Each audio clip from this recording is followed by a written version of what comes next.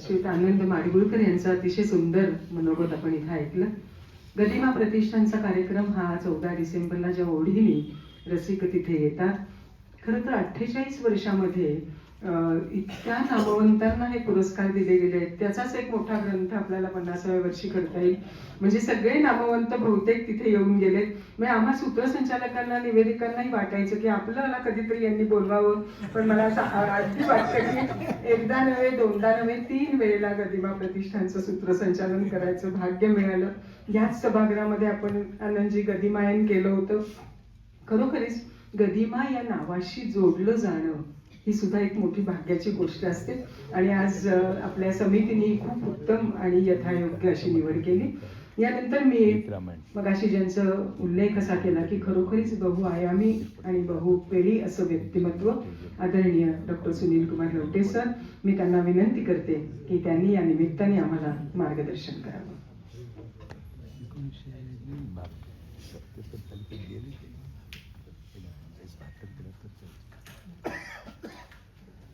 सर्वांना माझा विनम्र नमस्कार. प्राचार्य शिवाजीराव भोसले स्मृती समितीच्या वतीने त्यांच्या जन्मशताब्दीच्या प्रारंभी वाढेल, आवाज वाढेल.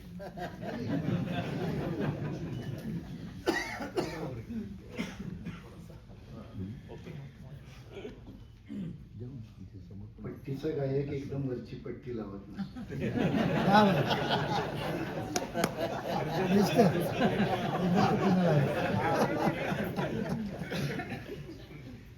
आता मी कोण आहे तुम्हाला कळालं. या समारंभाचे प्रमुख पाहुणे आदरणीय विवेकजी सावंत, या समारंभाचे सूत्रधार सर्व मिलिंद जोशी,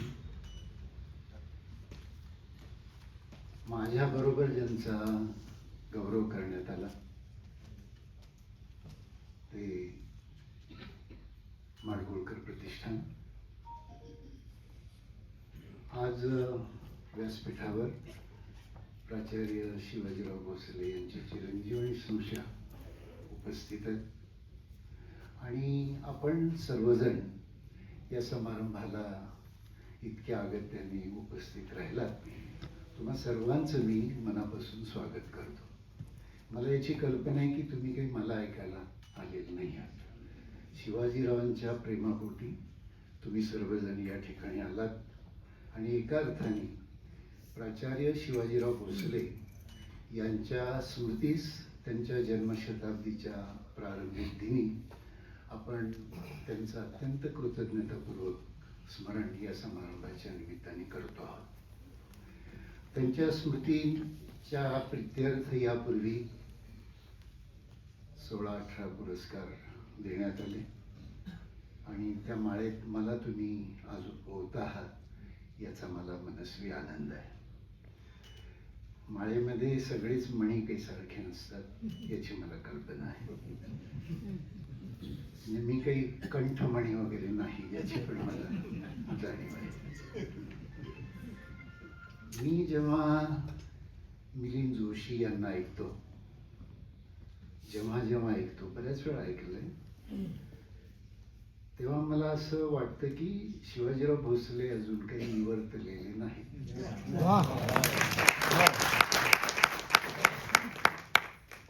हे मला पुरस्कार त्यांनी दिला म्हणून मी बोलत नाही किंवा परत काही पुरस्कार द्यावा म्हणून पण.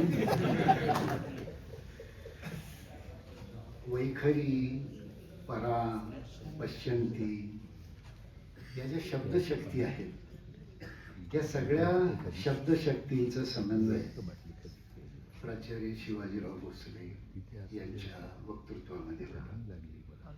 वक्तृत्व ही कला आहे का अभिनय आहे का वाचासिद्धी आहे का स्मरणशक्तीची परीक्षा आहे, असं अनेक अंगांनी खरं म्हणजे वक्तृत्वाबद्दल बोलता येईल.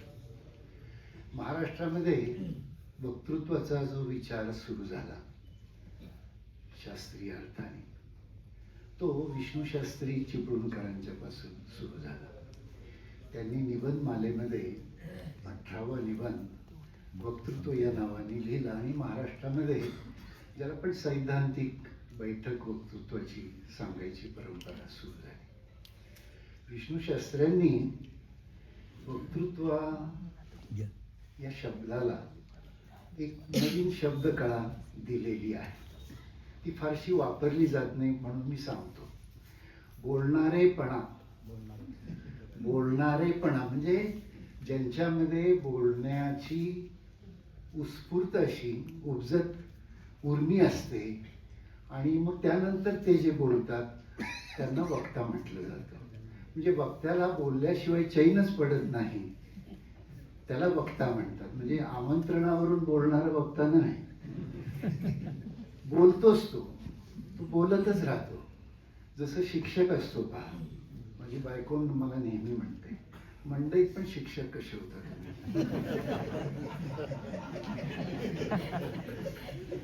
म्हणजे ती भाजी घेणाऱ्या बाईला पण मी काहीतरी शिकवतच असतो, तिची धारणा आहे. तसं बोलणारा जो मनुष्य असतो तो बोलतच राहतो. तो जिथे जाईल तिथे बोलतो आणि आपला प्रभाव टाकत राहतो. प्राचार्य शिवाजीराव भोसले यांच्या वक्तृत्वाबद्दल मी काही नव्याने तुम्हाला सांगायला पाहिजे असं नाही. आणि मिलिंद जोशी समोर असताना सांगणं हे उद्धटपणाचंच. म्हणून मी त्या वक्तृत्वाबद्दल बोलणार नाही, पण माणसाबद्दल नक्की बोलेन. शिवाजीराव भोसले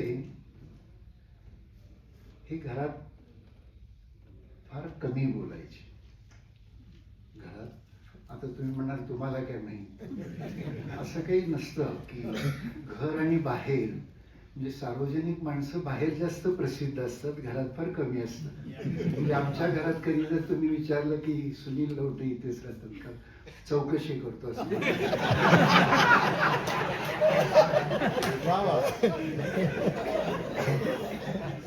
अशी वर्तमानातली घरं मित्रांनो, म्हणजे आपली सगळीच घरं. म्हणजे आपल्या घरामध्ये असंवादाची किती स्थिती आहे असं जर तुम्ही मला विचाराल तर माझ्याच घरातलं, मी तुमचं घर बघितलेलं नाही, पण मला खात्री आहे की माझं घर हे तुमचंच घर आहे. म्हणजे सध्या माझ्या घरामध्ये आम्ही एकमेकाशी फार कमी बोलतो, मोबाईलवरून जास्त बोलतो. असं एक काळ आपल्या घरांमध्ये येऊन गेलेला आहे. आणि ही असंवादाची स्थिती आपली असामाजिकता आहे. घरात समाजात तर आहेच, पण घरातून ती सुरुवात झालेली आहे. मला या निमित्ताने सांगायचं. शिवाजीराव भोसले बोलत का होते तर त्यांना समाजामध्ये समाज संवादी असावा असं सतत वाटायचं. त्यामुळे ते घरात कमी बोलायचे, बाहेर जास्त बोलायचे. घरात कमी बोलणारी माणसं बाहेर जास्त बोलतात. आता तुम्ही घरात जर जास्त बोलत असाल तर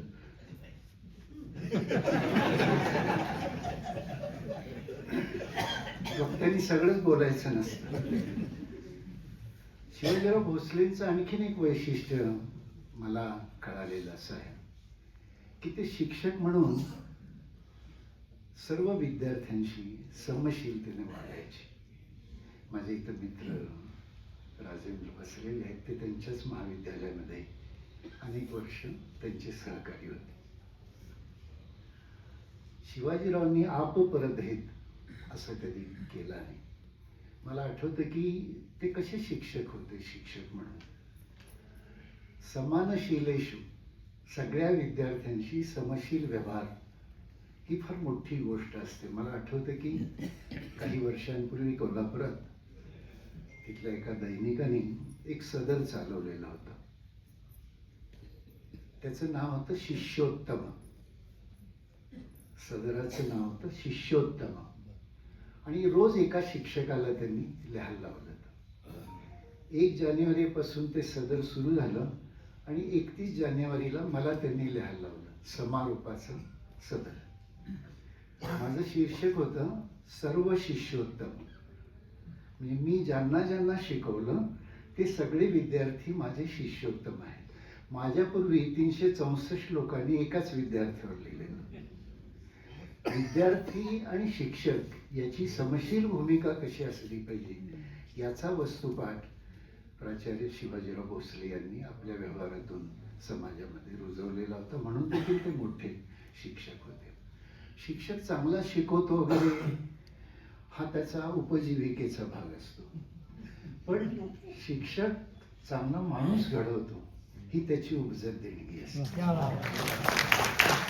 अशी माझी व्यक्तिशः धारणा आहे. म्हणजे मला जर तुम्ही विचाराल की मी 40 वर्ष शिक्षक होतो तर मी कसं शिकवायचो मला माहित नाही, पण हे नक्की आहे की मी चांगला शिकवायचो, पण इतर वर्गातले विद्यार्थी माझ्या वर्गात येऊन बसायचे. ती पण एक शिक्षकाची परिमाण कसोटी असते की आपला विषय नसताना विद्यार्थी आपल्या वर्गात येतात आणि ऐकतात. म्हणजे तुमच्याकडे काहीतरी ऐकण्यासारखं आहे. ऐकण्यासारखं असल्याशिवाय गाणं म्हणू नये. तसं भाषणाचं पण आहे की तुम्हाला काही सांगता येत नसेल तर तुम्ही बोलू नये अशी माझी धारणा आहे. मगाशी मी आनंद माडगुळकर यांना ऐकत होतो. माझ्याबरोबर तुम्ही त्यांचाही सत्कार केला संस्थेचा. गदी माडगुळकर आणि मी असं जे नातं आहे ते आनंद माडगुळकर आणि गदी माडगुळकर यांच्यापेक्षा अत्यंत जवळचं नातं आहे. नातं अशा अर्थाने की मी इयत्ता 11वीला कोल्हापूरच्या अंतर्भारती विद्यालयात विद्यार्थी होतो. वि स खांडेकरांनी 1963 साली देशातले नागरिक जबाबदार घडावेत म्हणून एक ध्येयवादी शाळा सुरू केली होती. म्हणजे त्यांना पहिल्या दिवशी आमच्या शाळेच्या उद्घाटनाच्या दिवशी वि स खांडेकरांना पत्रकारांनी प्रश्न विचारला होता की कोल्हापुरात 51 शाळा असताना 52वी शाळा का सुरू केली. तर ते असं म्हटले की 51 शाळा शिकवण्याचं काम करतात, ही 52वी शाळा माणूस घडवण्याचं काम करतात. आपण शिक्षण संस्था कशासाठी चालवतो? फी गोळा करण्यासाठी, विद्यार्थी गोळा करण्यासाठी. केव्हा तरी शिक्षण संस्थांनी त्याचा विचार केला पाहिजे. खांडेकरांनी आमची ती पहिली बॅच 63 साली आणि 67ला आम्ही 11वीला बसलो होतो. त्या वर्षी खांडेकरांनी आमचं जे नवभारत माला नावाचं पुस्तक होतं, त्या पुस्तकामध्ये जे लेखक आणि कवी जिवंत होते आम्ही 11वीला असताना, त्यांना एक कार्ड पाठवलेलं होतं आणि असं लिहिलं होतं की मी एक अशी शाळा 3 वर्षापूर्वी सुरू केली, त्याची पहिली बॅच 11वीला आहे. त्यांना तुमच्या नवभारत वाचनमालेमध्ये तुमची एकांकी, तुमची कविता, तुमचा निबंध आहे आणि तुम्ही येऊन या वर्षात इकडे कधी आलात तर त्या मुलांना तुमचा धडा कविता शिकवा. शिक्षकाची दृष्टी कशी असली पाहिजे त्याचा तो वस्तुपाठ. मला वर्षभर कुणी शिकवलं. मला कुसुमाग्रजांनी शिकवलं, मला गदी माडगुळकरांनी शिकवलं, मला आनंद काणेकरांनी शिकवलं, मला शांता शेळकेंनी शिकवलं, मला मना आंदवलकरांनी शिकवलं, मला S.M. जोशींनी शिकवलं, मला नाव्य गोरेंनी शिकवलं. गदी माडगुळकरांची गोष्ट मला एक लाट फोडी वेगा नाही पुन्हा भेट नावाची जी कविता होती ती गदिमांनी साक्षात मला शिकवलेली आहे. गदिमांनी म्हटलेलं तुम्ही ऐकलं असेल, मी शिकवलेलं ऐकलेलं आहे. कवी स्वतः एखादी कविता घेतो आणि पुढे तो शिकवतो. म्हणजे कोलंबसाचं गर्वगीत कुसुमाग्रज शिकवतायत अशी नुसती कल्पना करा किंवा आहा ते सुंदर दिन हरपले मधुभावाचे वेड जयानी जीवाला लावले, शांताबाई येऊन शिकवतायत अशी कल्पना करा. सोनेरी मुंगूस नागगोरे येऊन शिकवतायत अशी कल्पना करा. मी समृद्ध का झालो तर मला असे शिक्षक मिळाले. आपल्याला कोण शिक्षक मिळतं याच्यावर आपली श्रीमंती, आपल्या जीवनाची श्रीमंती असते, अशी माझी धारणा आहे. ग दी माडगुळकरनी मला 11वीला शिकवलं. पुढे मी कॉलेजला गेलो. पहिल्या वर्षी कॉलेजच्या प्राचार्यांनी बहुधा माझी परीक्षा घ्यायची म्हणून मला एक विभाग दिला होता, सांस्कृतिक विभाग. आणि त्याचं कारण असं होतं की मी बऱ्यापैकी बोलायचं, असं गावात वदंता होती. वदंता शब्द माहिती आहे? मी हे पुण्यात विचारतोय धाडस म्हणजे कोल्हापुरातून येऊन फेटाणं घालता पगडी घालून असं बोलणं हे खरंच उद्धटपणाचं आहे. तर त्यांनी मला ते सांस्कृतिक विभाग दिला होता. मी तरुण होतो, तरुणपणात शायनिंग मारावंच लागतं. आम्ही मोठमोठे लोक आणायचो, त्या ग दी माडगुळकरांना मुलाखतीला आणलं. आणि मला आठवतं की एक प्रश्न मी विचारलेला होता. मी त्यांना असं विचारलं तर ग दी म्हणला की गीत रामायणामध्ये तुम्ही चपखल शब्दरचना कशी केली हो? त्यांचं उत्तर जे आहे ना, मला अजून अंगावर काटा येतो. मी जेव्हा गीत रामायण एका विशिष्ट दिवशी, तुम्हाला माहिती आहे गीत रामायणाचा जन्म, आकाशवाणीसाठी आठवायला एक गीत लिहायचे आणि ते ब्रॉडकास्ट व्हायचं. जेव्हा मी ते गीत लिहायला बसायचो तेव्हा शब्द मला घ्या म्हणून आरतीसारखे समोर यायचे.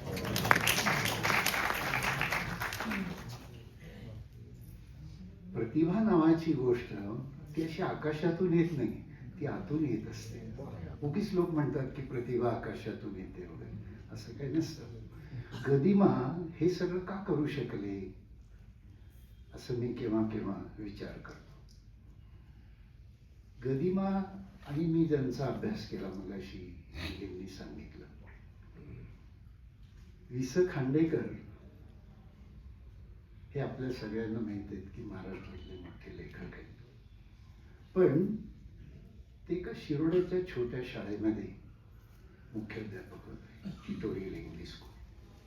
आणि तिथे त्यांना त्यावेळी 80 रुपये पगार होता. खांडेकरांनीच असं लिहून ठेवलंय की अख्खे 80 रुपये मिळाल्याचं मला काही आठवत नाही. अख्खे 80 रुपये मिळाल्याचं मला काही आठवत नाही. आणि पुढे असं लिहितात की कधी कधी तर मी माझा पगार तांबड्या पैशात पण घेतलेला आहे. शिक्षक नावाची गोष्ट मित्रांनो 1,00,000-1.5 लाखाच्या पॅकेजने येत नसते. शिक्षक नावाची गोष्ट ती तांबड्या पैशानेच येते. तांबडे पैसे गेले आणि शिक्षक मेला, अशी माझी धारणा आहे स्वतः. खांडेकर अत्यंत अशा विपन्न अवस्थेत असताना मास्टर विनायक बाबुराव पेंढारकर शिरोड्याला गेले आणि म्हटलं की गुरुजी तुम्ही एक पटकथा मला लिहून द्यावी असा निरोप आचार्य अत्र्यांनी दिलेला आहे. म्हणजे अत्र्यांच्याकडेच ते गेले होते, पण अत्रे कुठल्या तरी नाटकाच्या गडबडीत होते. पण म्हटले मी माझा सबस्टिट्यूट देतो तुम्हाला. अत्र्यांचे सबस्टिट्यूट खांडेकर होते बरं का. म्हणजे आपण हे केव्हा तरी समजून घेतलं पाहिजे. आता अत्र्यांना खांडेकर सबस्टिट्यूट का वाटावे याचा तुम्ही शोध घ्यायला लागाल तर तुम्हाला असं लक्षात येईल की या 2 लेखकांनी आपल्याला 2 वाटा दिलेल्या आहेत. म्हणजे बाबुराव पेंढारकरांनीच असं लिहून ठेवलंय चित्र आणि चरित्रामध्ये की आम्ही अत्र्यांना सांगायचो अशी पटकथा लिहा की प्रेक्षक थिएटर मधून बाहेर येताना तोंडाला रुमाल लावेल. खांडेकरांना असं सांगायचे अशी पटकथा लिहा की प्रेक्षक बाहेर पडताना डोळ्याला रुमाल. तुमच्या असं लक्षात येईल की ह्या दोघांनी महाराष्ट्र कसा घडवला महाराष्ट्राला रडवायचं काम दोन लेखकांनी केलं, खांडेकर आणि साने गुरुजी.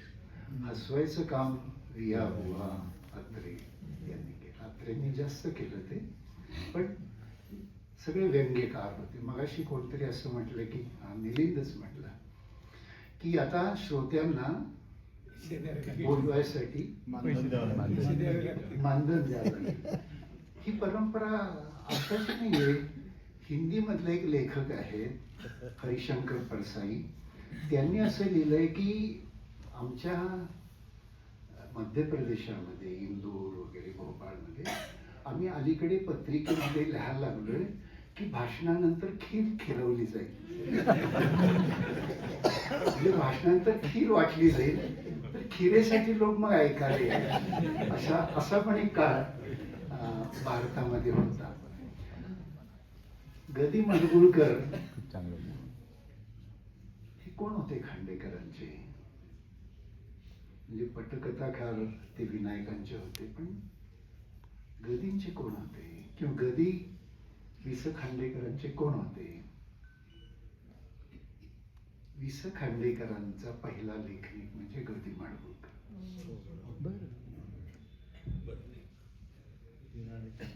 मी तुम्हाला सांगेन, आणि हे मी नाही, त्यांनीच लिहून ठेवलेले, की गदिमा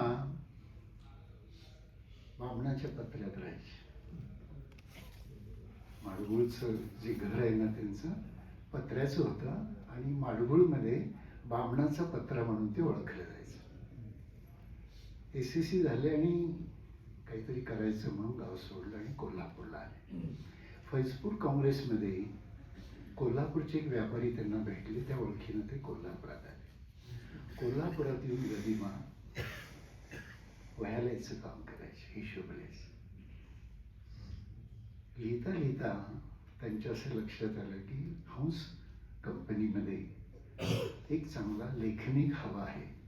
लेखनिक म्हणजे हस्ताक्षर चांगला असणारा. ते विनायकांच्याकडे गेले.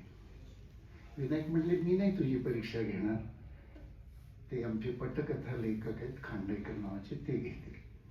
खांडेकर घेणार आहेत?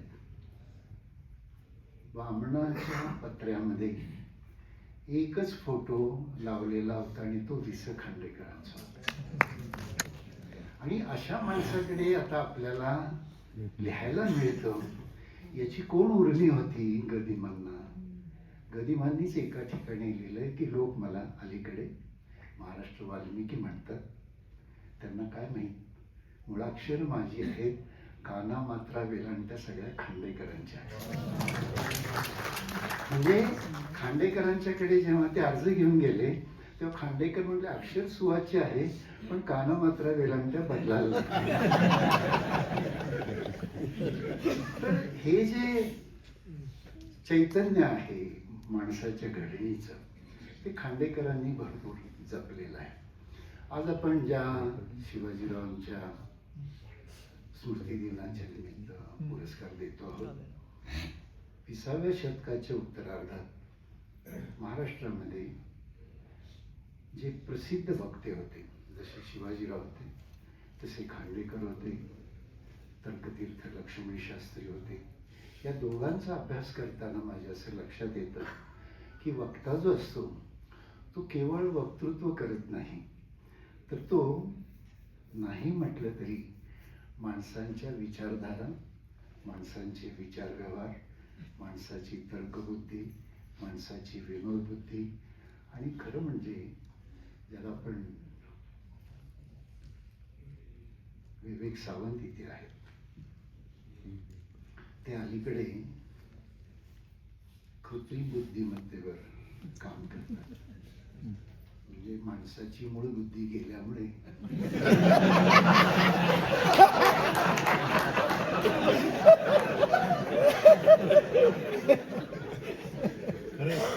ते सध्या माणसाला कृत्रिम बुद्धी देऊन तरी तो बुद्धिवान होतो का, असा एक नवा प्रयोग ते करतात.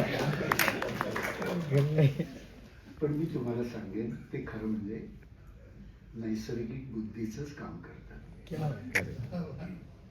म्हणजे ज्याला आपण कृत्रिम बुद्धी म्हणतो, का असं ते आर्टिफिशियल इंटेलिजंट हा शब्द आला? बहुतेक तो युरोपियन शब्द आहे. भारतात जर तो शब्द जन्माला आला असता तर त्याला मी तर नाव स्वप्रज्ञा असं दिलं असतं. या बात आहे. तर स्वप्रज्ञा नावाची गोष्ट जी आहे ती माणसाला उपजत असते आणि ती मग कृत्रिमरित्या विवेक सावंत तुम्हाला देतात, अशी माझी धारणा आहे. म्हणजे त्यांनी आता खरं म्हणजे त्यांचं काही पेटंट वगैरे असतं म्हणे, तर ते सगळं पेटंट त्यांनी आम्हाला दिलं पाहिजे, कारण आम्ही त्यांना देतो आणि ते उगीच डिलिव्हरीचं काम करतात.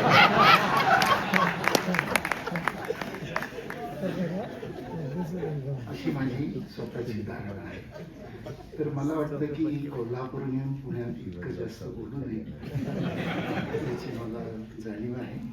तुम्ही सर्वांनी मला हा पुरस्कार दिला, मी धन्य झालो. आणि मी तुम्हाला सांगेन की पुण्यातच काही सगळी चांगली माणसं राहत नाही, महाराष्ट्रात भरपूर चांगली माणसं आहेत. याचं भान या निमित्ताने तुम्ही सर्वांनी दिलं, त्याबद्दल